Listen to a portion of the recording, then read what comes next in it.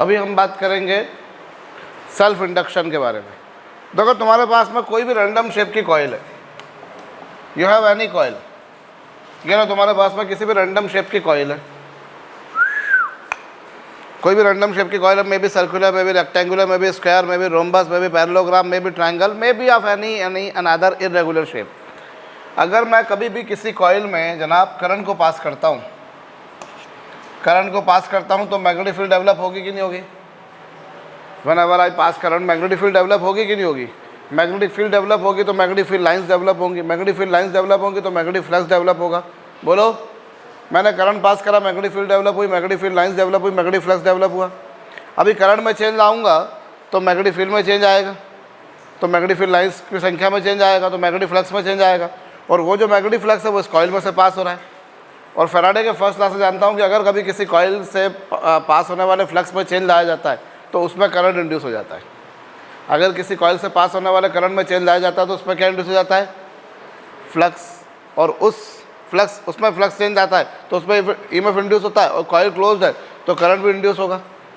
Current को बोलते हैं इंड्यूस करंट, कल पढ़ाना मैंने।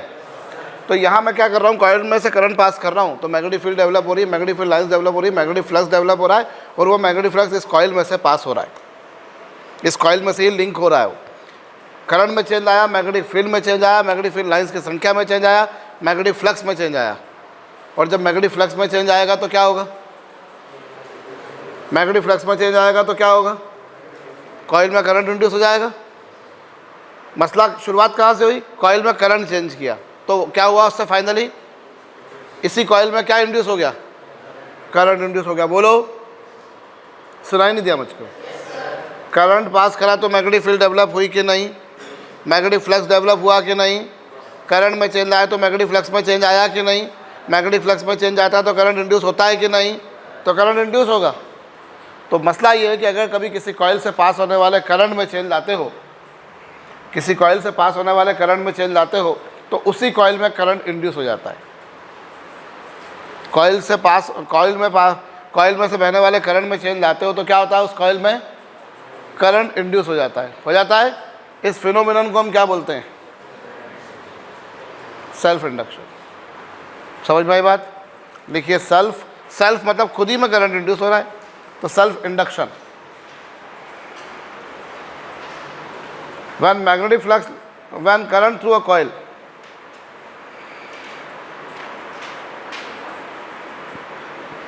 when current through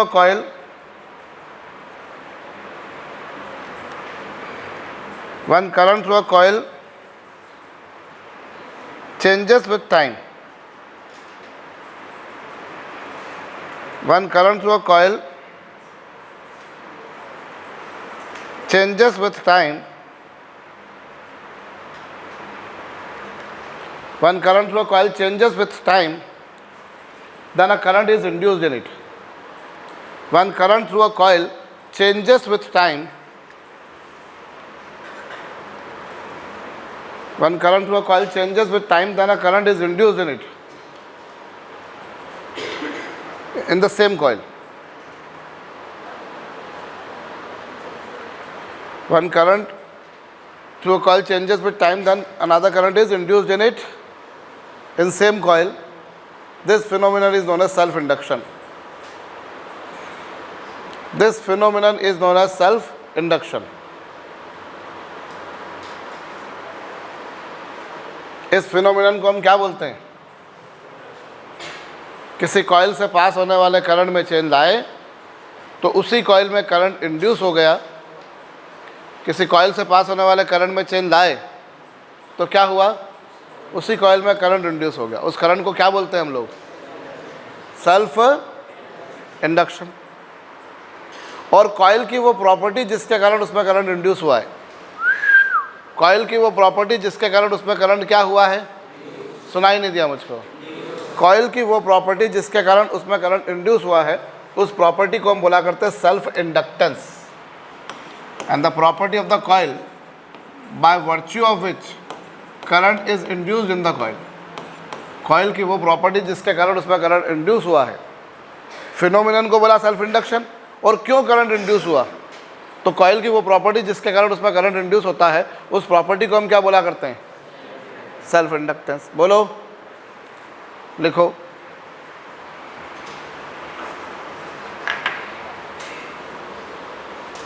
and the property of the coil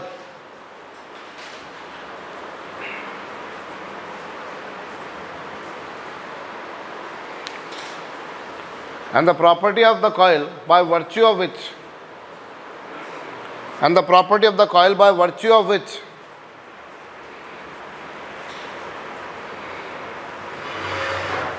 and the property of the coil by virtue of which current is induced in it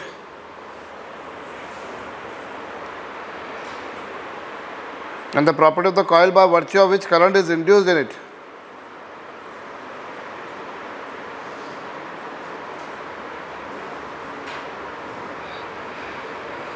and the property of the coil by virtue of which current is induced in it is known as self-inductance. And the property of the coil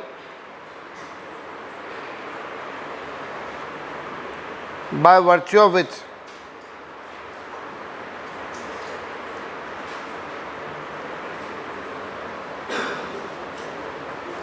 and the property of the coil by virtue of which current is induced in it is known as self-inductance.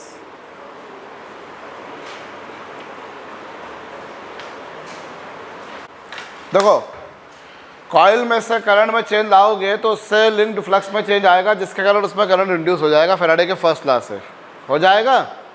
Phenomenon को हम क्या बोलते होते हैं? Self inductance. Phenomenon को हम क्या बोलते हैं? Self induction.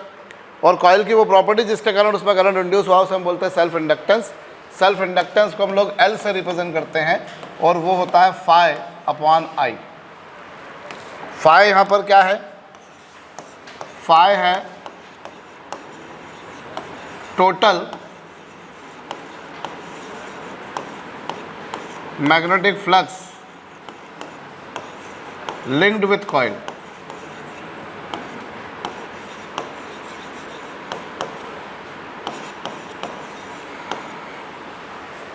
Total flux linked with the coil.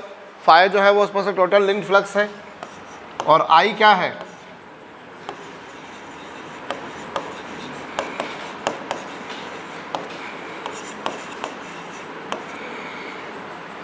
Phi जो है वो उससे लिंक्ड फ्लक्स है।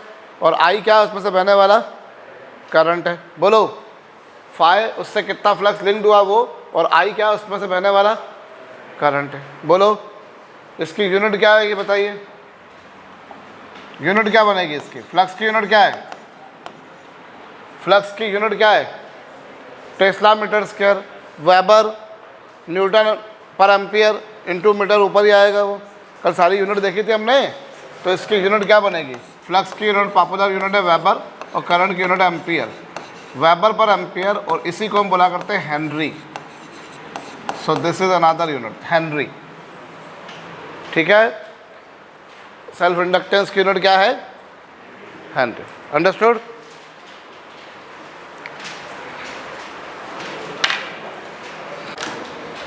लिख लिया? इसकी यूनिट क्या होगी? और ये स्केलर क्वांटिटी है। और 1 हेनरी बराबर होता है 1। ये कौन सी क्वांटिटी है सर? कौन सी क्वांटिटी है ये? चलो, अभी मैं ना यहाँ पर निकालता हूँ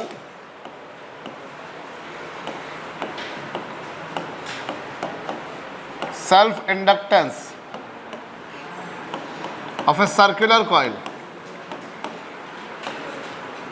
देखो, मैं सर्कुलर कॉइल का सेल्फ इंडक्टेंस निकालता हूँ। निकालूं?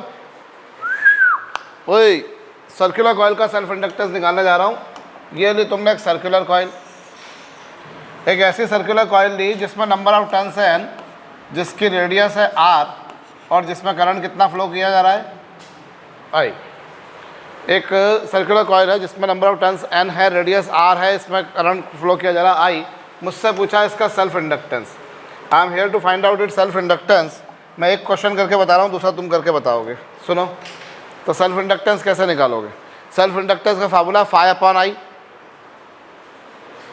सेल्फ इंडक्टेंस का फार्मूला क्या है?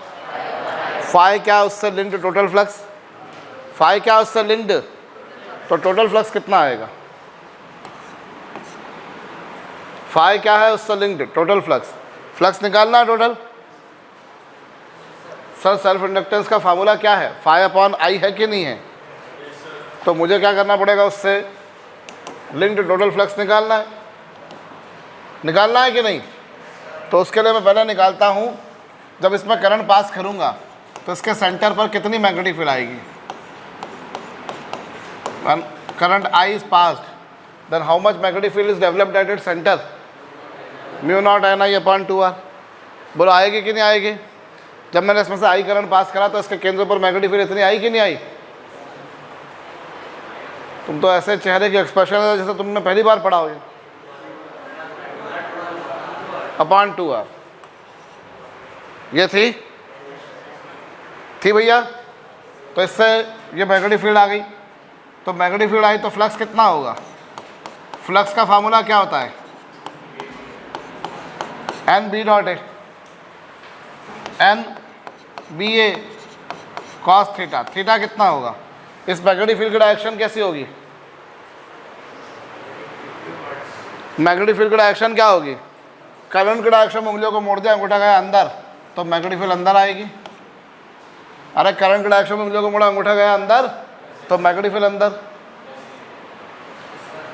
मैग्नेटिक फील्ड अंदर है और एरिया कहाँ है? एरिया नॉर्मल बाहर होता है हमेशा। दोनों के बीच में एंगल कितना होगा? या तो 0 या 180, क्योंकि करंट ऐसा पास कर रहा हूँ तो मैग्नेटिक फील्ड अंदर है, करंट ऐसा पास कर रहा हूँ तो मैग्नेटिक फील्ड बाहर होती। भाई एरिया तो हमेशा ही बाहर होता है, एरिया नॉर्मल की डायरेक्शन तो हमेशा आउटवर्ड ली जाती है, तो हमेशा आउटवर्ड ली जाती है। अब करंट अगर मैंने क्लॉकवाइज फ्लो किया तो मैग्नेटिक फील्ड अंदर गई, एरिया नॉर्मल बाहर है, दोनों के बीच में एंगल 180, अदरवाइज दोनों के बीच में एंगल 0 हो जाएगा। मसला ये है कि 0 लूँ या 180 लूँ, cos 0 या cos 180 दोनों की वैल्यू होती है 1 या -1, मैग्नीट्यूड वाइज दोनों की वैल्यू +1 ही होती है। तो दोनों केस में फ्लक्स तो सेम ही आएगा। बोलो आएगा? तो कितना आ गया वो? ये फ्लक्स आ गया, आया कि नहीं आया? अब क्या निकालना है तुम्हारे को? सेल्फ इंडक्ट, ये सेल्फ इंडक्टेंस। तो चलो अपन ने ये भी, इसके आगे भी और देख लेते हैं अपन। एन बी की वैल्यू कितनी है? Mu naught N I upon 2r, और एरिया कितना है? r से r क्या हो जाएगा? म्यू नॉट पाई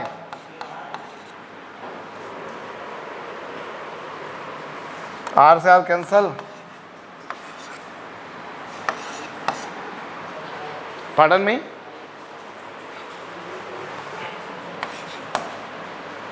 ये आ गया, ये फ्लक्स आ गया।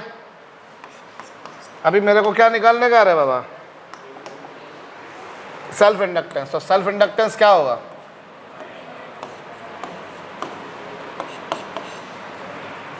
Mu naught pi N square R I whole upon क्या? और अपॉन आई। आई से आई क्या हो जाएगा? कितना आ गया? Mu naught pi N square.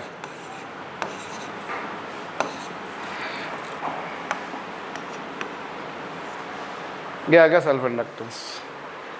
बोलो ये किसका सेल्फ इंडक्टेंस निकाला तुमने?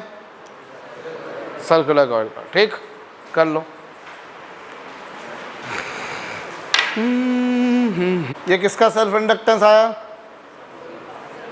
सर्कुलर कॉइल का, जिसमें नंबर ऑफ टर्न्स n थे, रेडियस r थी। बोलो अब तुम देख सकते हो, ध्यान से चेक करो तो सेल्फ इंडक्टेंस i से i कैंसिल हो चुका है, i पर वो डिपेंड नहीं कर रहा। अभी सर्कुलर कॉइल का निकाल दिया। Now you people determine self inductance of A square coil. किसका निकालोगे तुम?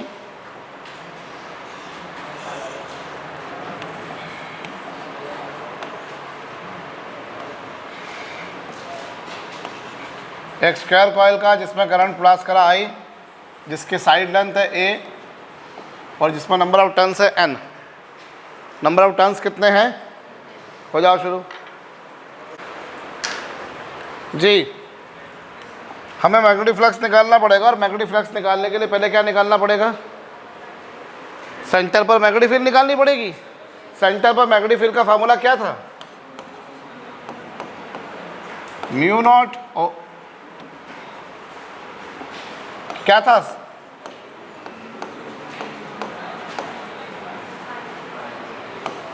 पाई ए। ये तो याद हो जाना चाहिए तुम्हारे को। स्क्वायर में दूसरी बार कर रहे हैं अपन, ये तीसरी बार कर रहे हैं।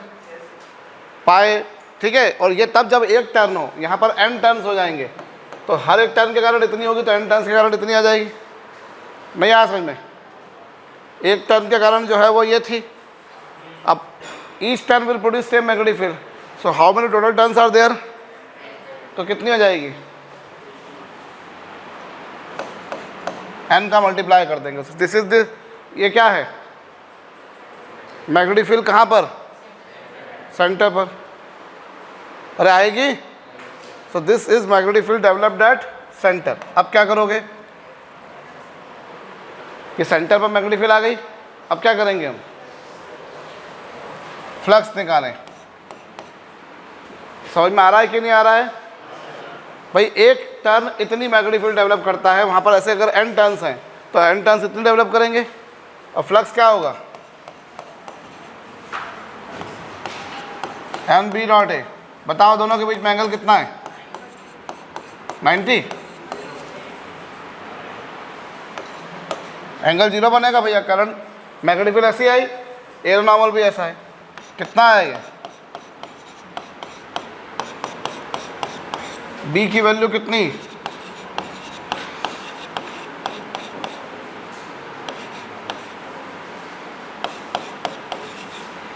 बोलो ठीक है। अभी क्या?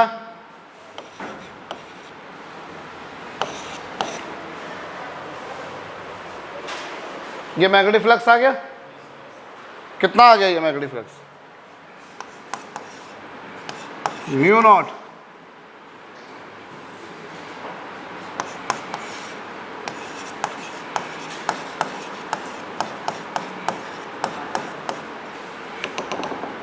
n square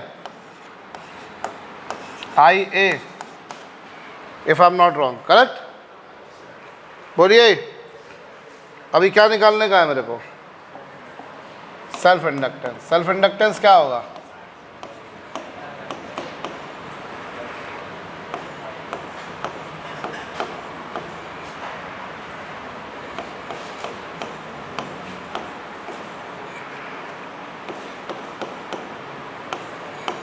आई से आई क्या हो गया?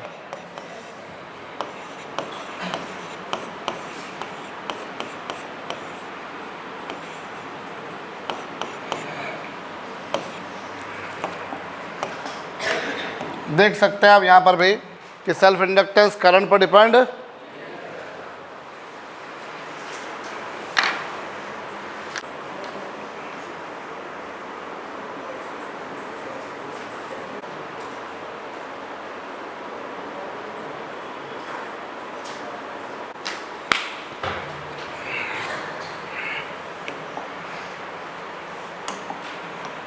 चलो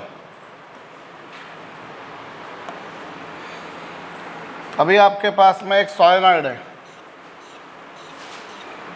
सोलेनॉइड जानते हो ना क्या होता है? इसके ऊपर अपन ने कॉइल लपेट दी, ठीक है। माना कि इसमें number of turns per unit length है small n। Number of turns per unit length कितने हैं? इसकी लेंथ कितनी है? l है। इसकी रेडियस कितनी है? कितना करंट पास कर रहा हूँ? बताओ self inductance. This is an ideal solenoid of length l having number of turns per unit length small n. Length is small l. We are here to find out its self inductance.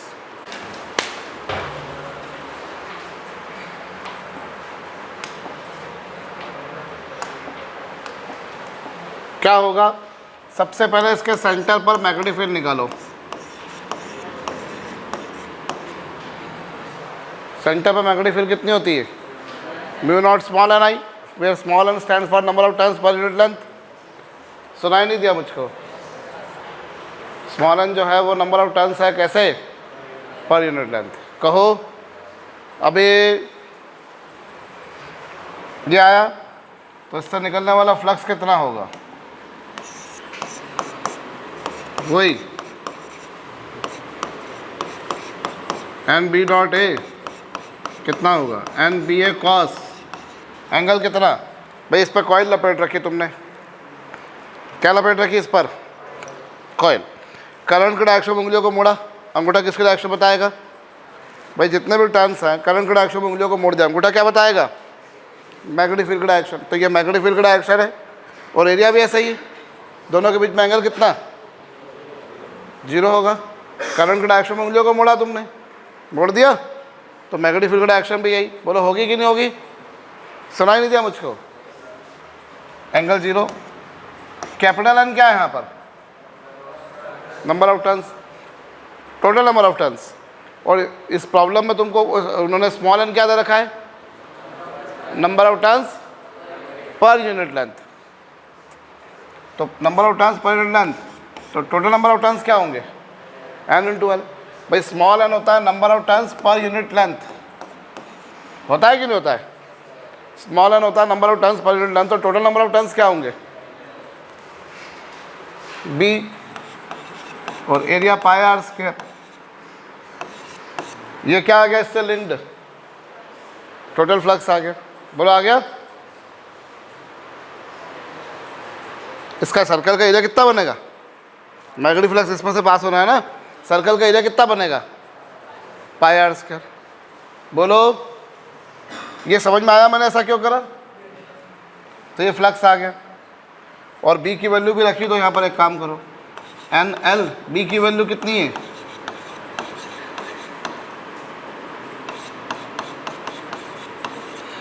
कितना आ गई, mu naught N square I pi R square L.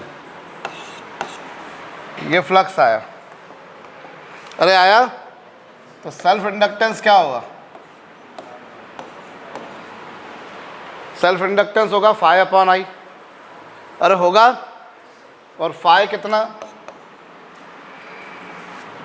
Mu naught N square I pi R square L whole upon क्या, I से I cancel हो जाएगा, mu naught N square pi R square L.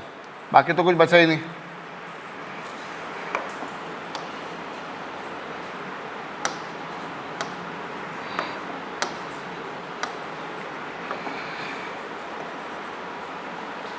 ठीक है, ये क्या आ जाएगा तुम्हारे पास, सेल्फ इंडक्टेंस। यहाँ पे स्मॉल एन क्या है, number of turns per unit length. बोलो अगर तुमको पर यूनिट लेंथ वाले नहीं दे रखे हो, टोटल नंबर ऑफ टर्न्स दे रखे हों, तो टोटल नंबर ऑफ टर्न्स दे रखे होंगे तो कहानी में क्या होगा, इसकी जगह क्या लिख सकते हो तुम,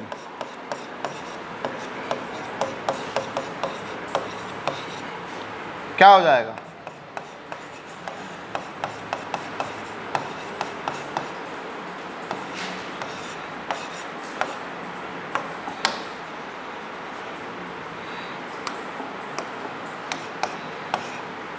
so that formula we derived in terms of, ये फार्मूला तुमने किसके टर्म्स पर डिराइव किया, number of turns per unit length, और ये टोटल नंबर ऑफ टर्न्स। बोलो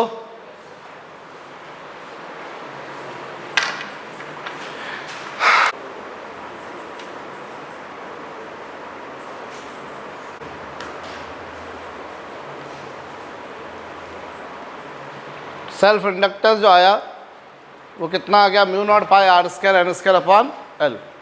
बोलो कहानी समझ में आ गई यहाँ तक, हाँ जी ये आया। अब ये जो फार्मूले हमने डिराइव करे, अभी हमने सॉलिनॉइड का करा, उससे पहले स्क्वायर कॉइल का करा, और उससे पहले सर्कुलर कॉइल का करा। देखा जाए तो ये जितने भी फार्मूले हमने डिराइव करे सब गलत है। ये क्यों गलत है, क्योंकि हमने जो मैग्नेटिक फील्ड लिखी है वो कहाँ की लिखी है, हमने जब भी मैग्नेटिक फील्ड लिखी वो कहाँ की लिखी, सेंटर की। मैग्नेटिक फील्ड कहाँ की लिखी हमने, सेंटर की। मैग्नेटिक फील्ड कहाँ की लिखी हमने, सेंटर की। मैग्नेटिक फील्ड मैंने सेंटर की लिखी है और एरिया पूरे सर्कल का लिया है। मैग्नेटिक फील्ड मैंने सेंटर की लिखी है और एरिया पूरे स्क्वायर का लिखा है। मैग्नेटिक फील्ड मैंने सेंटर की लिखी और एरिया पूरे इस वाले सर्कल का लिया है। हर जगह मैंने ये गलती करी है कि मैंने मैग्नेटिक फील्ड सेंटर की लिखी और एरिया पूरे सर्कल का लिया।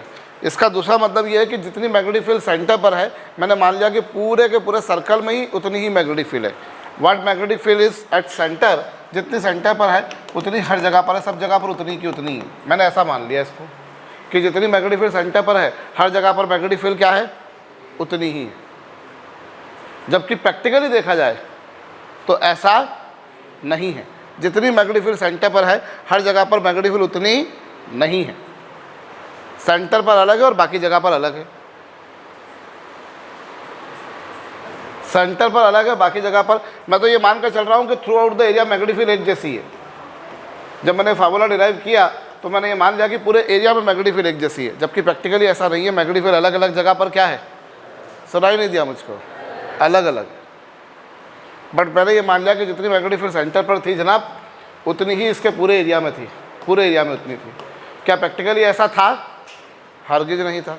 So that was the mistake which I did in the beginning of every derivation. पर मसला ये है कि अभी मेरे पास में सेंटर को छोड़कर बाकी किसी जगह पर निकालने का तरीका नहीं है। सेंटर को छोड़ के बाकी किसी जगह पर निकालने का मेरे पास में तरीका। So we have taken an assumption that what magnetic field is existing at center is existing throughout the area of the cross section of the given coil, whether it is circular, whether it is square, whether it is solenoid। आई बात समझ में? जितनी centre पर है पूरे area में वही है। अपन ने assumption लिया है तब जाकर ये हुआ, अदरवाइज अलग अलग पॉइंट पर अलग अलग होगी। बात भेजे में आई? मैंने क्या बोला? ठीक है। तो जो हमने सोलेनॉइड में ऐसा नहीं हुआ। तुम तो सोलेनॉइड में क्या सोच रहे थे कि यहाँ म्यू नॉट एन आई है, यहाँ म्यू नॉट एन आई पर 2 है, तो यहाँ तक तो अपने को जाना ही नहीं। अपने को तो इस क्रॉस सेक्शन को देखना ना, इसमें से फ्लक्स पास हो रहा है ना। ठीक है। तो ऐसा हर जगह अपन ने गलती करी कि हमने मैग्नेटिक फील्ड कहाँ पर ली, सेंटर पर, और एरिया लिया पूरा कॉइल का। क्योंकि एरिया पूरा कॉइल का लेना बहुत वाजिब था, बहुत वाजिब सी बात थी, क्योंकि मुझे पूरे एरिया में से कितना फ्लक्स पास हो रहा है मुझे वो निकालना था। पूरे एरिया में से कितना फ्लक्स पास हो रहा है मुझे वो निकालना था, इसलिए मैं पूरी कॉइल का एरिया लूँगा। कोई गलत बात नहीं है। पर गलती क्या हुई कि मैंने ये मान लिया कि जितनी मैग्नेटिक फील्ड सेंटर पे थी पूरी कॉइल के एरिया में ही उतनी थी, पर उतनी नहीं थी। अंडरस्टूड? बोलो। अभी यहाँ पर सेल्फ इंडक्टेंस कितना है, phi/I। तो इससे phi इज इक्वल टू कितना होगा, Li। बोलिए, सुनाई नहीं दिया मुझको? और इंड्यूस्ड ईएमएफ क्या होता है फैराडे के सेकंड लॉ से?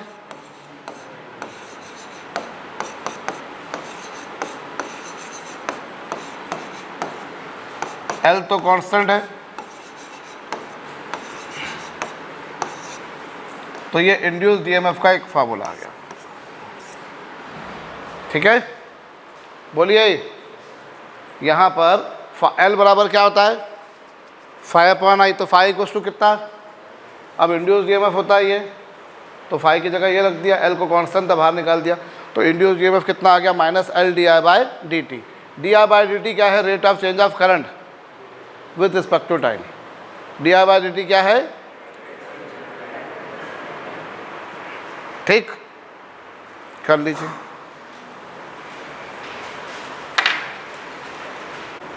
इंड्यूस्ड ईएमएफ कितना आ गया साहब? अब यहाँ से सेल्फ इंडक्टेंस की एक और यूनिट आ रही है,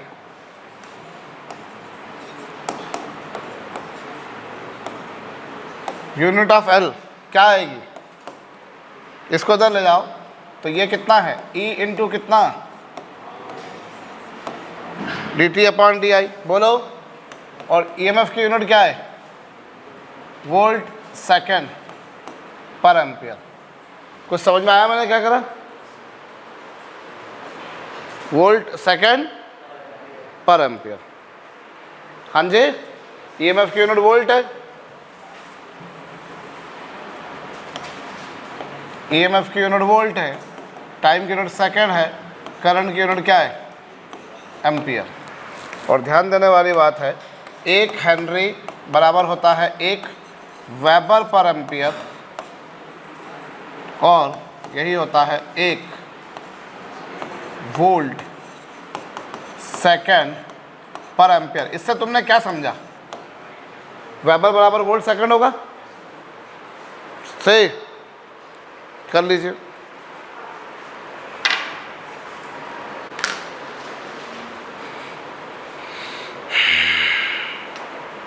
उम्र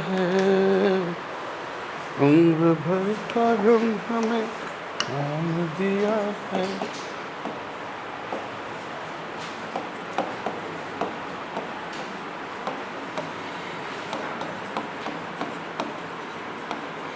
energy store in a coil, किसी कॉइल में कितनी एनर्जी स्टोर होगी, that what we are going to talk about. Listen,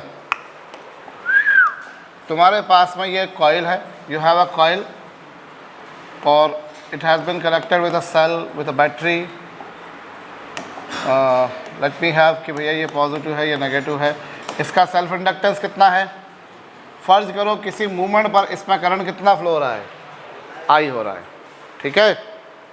तो इसमें हमको एनर्जी निकालनी कितनी स्टोर होगी? देखो, किसी भी मूवमेंट पर इसका जो सेल्फ EMF इंड्यूस होगा वो इतना होगा कि नहीं? तो ई डी टी बराबर कितना आ जाएगा? LDI। बोलो हो जाएगा। किसी मूवमेंट पर इसमें करंट कितना फ्लो हो रहा था? I। इसका सेल्फ इंडक्टेंस कितना था? कॉइल का सेल्फ इंडक्टेंस कितना है? सुनाई नहीं दिया मुझको? L है। और इसमें करंट कितना फ्लो हो रहा है इस मूवमेंट पर? I। अब धीरे धीरे इसमें एक्चुअली करंट में चेंज आ रहा है। अब मैं क्या करता हूँ, नाउ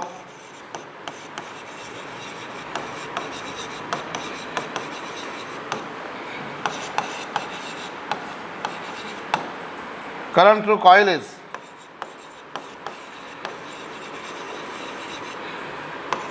increased by DI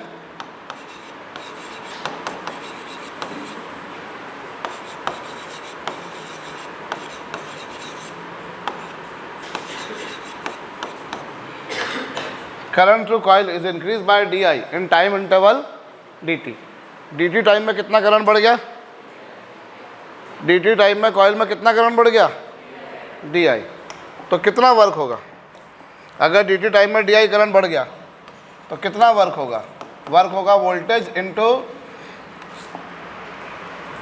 नहीं DI नहीं, हाँ ठीक है वो तो चलो DT टाइम में DI करंट बढ़ा, अभी वर्क डन निकालता हूँ मैं। DT टाइम में DI करंट बढ़ा, वो तो यहाँ पर लिखा हुआ आ रहा DI/dt से, ठीक है। वर्क डन कितना होगा? कितना वर्क होगा? वर्क डन होगा या रेट ऑफ वर्क डन निकालूं मैं?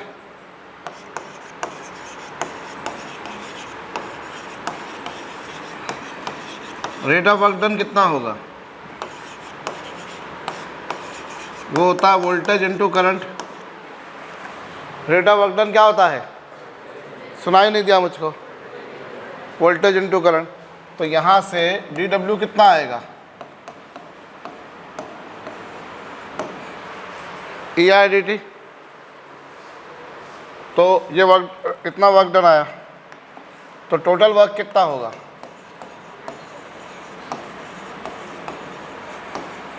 टोटल वर्क क्या होगा? ऐसे छोटे छोटे वर्क का क्या करेंगे हम?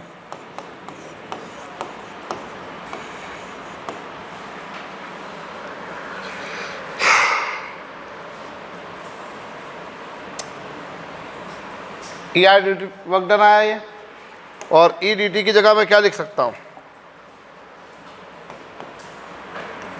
EDT की जगह क्या लिख सकता हूँ मैं भाई? ये जो है EDT की जगह क्या लिख सकता हूँ मैं? LDI into I। हो गया? कितना आ गया ये छोटा सा वर्क डन आया, तो फिर टोटल वर्क कितना होगा?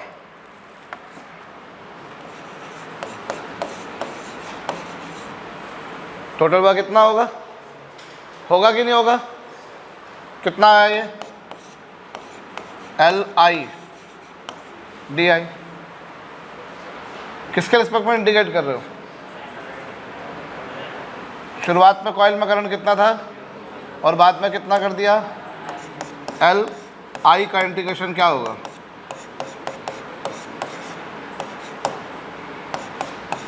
L/2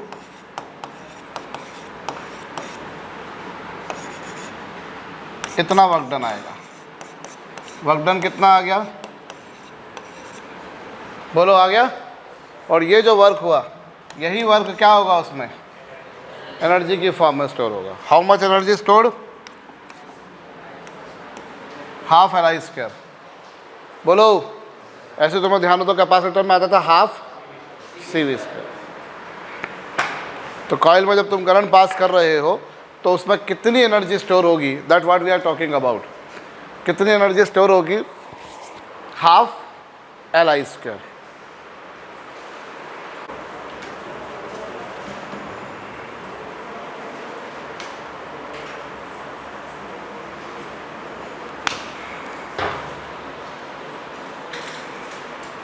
ठीक भाई, E equal to L by D T है, इधर डी टी से मल्टीप्लाई करा, रेट ऑफ वर्क डन कितना होगा, वोल्टेज इंटू करंट होता है, वोल्टेज इंटू करंट। तो ना, तो ये डी टी का मल्टीप्लाई कर दिया और E डी टी की जगह एल डी आई लिख सकता था, तो वर्क डन क्या है, तो टोटल वर्क क्या होगा, वो ये इंटीग्रेशन करेंगे, लिमिट पुट करेंगे, ये आएगा। ये वर्क आया, ये एनर्जी की फॉर्म में स्टोर होगा। कौन सी फील्ड की फॉर्म, कौन सी फॉर्म में होगा ये, कैपेसिटर में एनर्जी होती थी हाफ सी वी स्क्वायर, कौन सी किस फॉर्म में होती थी, कहाँ पर होती थी, कैपेसिटर की प्लेटों के बीच जो डाइलेक्ट्रिक रखते थे उसमें। बोलो, यहाँ एनर्जी कहाँ स्टोर होगी, कॉइल के अंदर, कॉइल के अंदर होगी, यहाँ इंसुलेटर नहीं है, कॉइल के अंदर। कौन सी फील्ड की फॉर्म में, मैग्नेटिक फील्ड के फॉर्म में। कौन सी फॉर्म में, this energy stored in coil in form of magnetic field.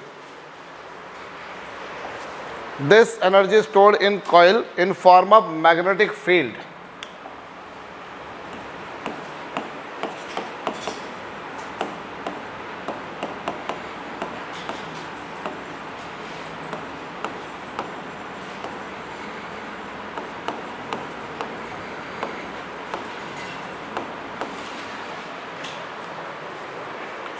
This energy is stored in coil in form of magnetic field. अभी मैं याद दिलाऊं, electric field energy density, electric field energy density क्या होती थी, कितनी एनर्जी स्टोर हुई, energy stored क्या, energy stored per unit volume, energy stored per unit volume.